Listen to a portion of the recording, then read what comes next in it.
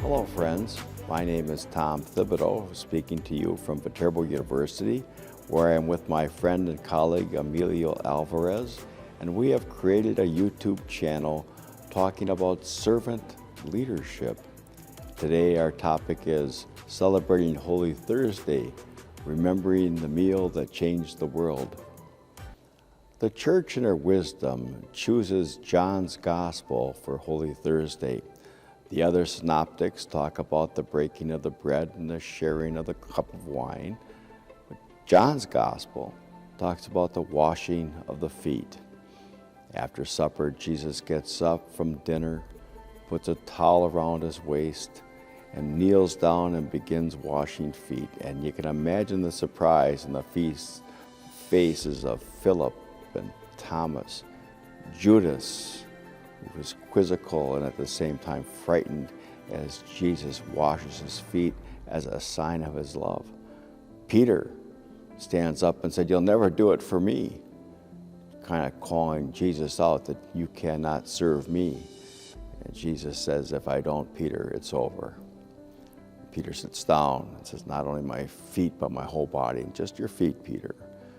He washes all their feet, and afterwards puts aside the basin and the towel and says, "You know what I've done? If I, your Lord, have washed your feet, you too are to wash each other's feet. And you are blessed if you do these things. You are blessed if you serve each other." The washing of the feet. How radical and how ordinary. They would have had this done on a regular basis as they entered into someone's house, walking the dusty streets. Having their feet washed after dinner was not unusual, but it was oftentimes very uncomfortable.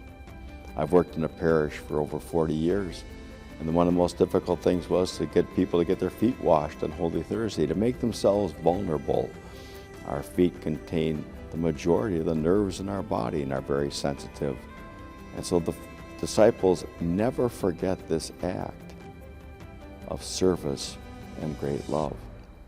Service is love made visible. Jesus gives us the example of what it is to be a servant leader every day. I'm part of a community in La Crosse called the Place of Grace, Catholic Worker House of Hospitality. We've been gathering for 25 years, serving meals to our brothers and sisters of our neighborhood in the streets. Dorothy Day said that Eucharist is breaking bread with broken bodies. And one night, a number of years ago, the house was packed with people. And the house was filled with the warmth of human bodies. And you've been in a house like that where it was so warm within the house that there is moisture on the windows dripping. And we used every dish in the house to serve all of our guests that night. People stayed and they lingered. And once they left, we had planned to have Eucharist.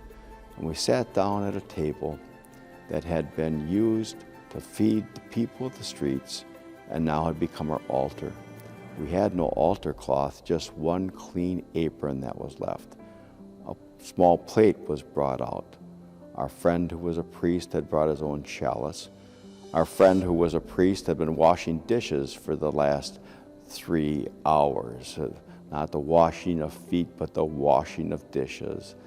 And when he held his chalice in his hand at the time of consecration, you could see the dimples on the end of his fingers from being in hot water. Isn't it extraordinary, the work of service that we do with human hands?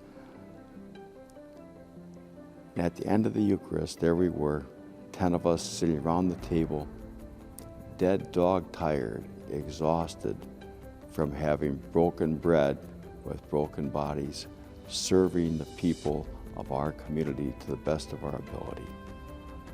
And one of our members looked up at all of us and said, "I got it. I finally got it.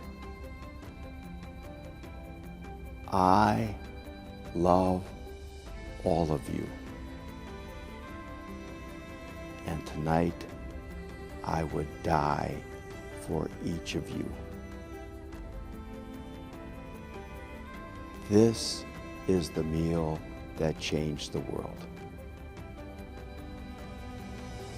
Breaking bread with broken bodies, sharing the presence of Christ, and then living out his example by washing each other's feet in humble, loving service.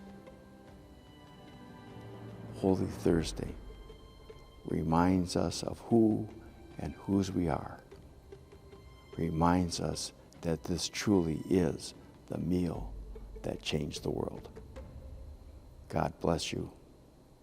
May you have a blessed Holy Week and a very joyful Easter.